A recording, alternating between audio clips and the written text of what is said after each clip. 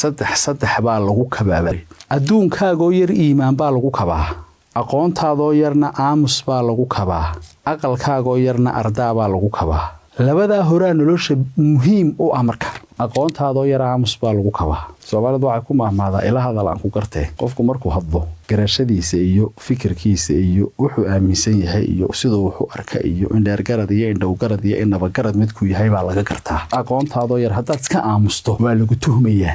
de murtibaana ahay tuhunku waasid in lagu tuhmaa waasid oo haddaad adigoo aqoontoodu gaaban tahay aamusto markay ugu yar tahay waxa kugu jiraan la ogaaneen mahmaah baa tiraahdaa aamusnaantu nacaskana waa u xilqarsiimo fariidkana waa u hubsiimo baa leeyahay oo markaad iska aamusto haddaad nacas tahayna waa lagu ogaan maayo haddii aad fariid tahayna hubsiimiyo dhugashay kuu taho u fiirsi bay kuu tahay waxa la nin boqoraba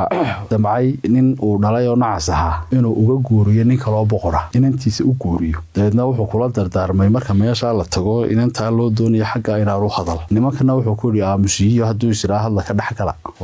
ninka dadetana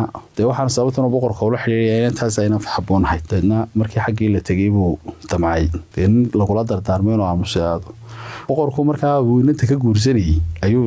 u yareego wuxuu arkay isagoo dhowr jeer ku xadaya boqorka shawsha waana nin madhan oo maskaxdiisa boqorkii baa yiri maanta waxa ninka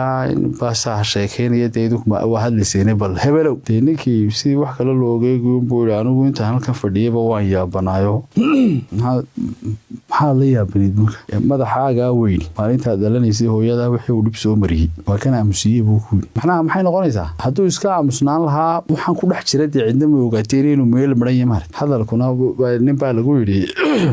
saddex ka waran oo hilib ka waran oo hadal ka waran oo habla ka waran baa leeyahay markaana waxa qoona buu ahaa hadal ka waramay hadidnaado hilibna ka waramay lafha ku yaala dad hilib wanaagsan rabto ka lafta ku yaala malaade marka la kariyo hilibka lafta ku yaala dhuuxaya waxba malaha ku soo duxo oo ma hablana ka waramay ha xishoodaan buu haddaad inaan xishoodka weedayska tag buu jeedaa hadal haddaad odhanaysana hadal deedan oo qurux badan maasada aad raawiyay sirta noloshana waxa ku jiray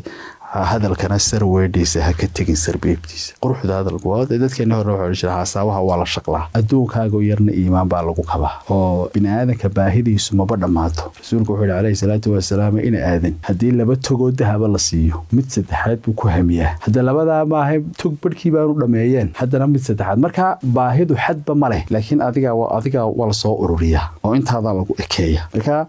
waxa weeyaan qaab nololeed hadii la dabaqo qofka qofnimadiisa wax u taraya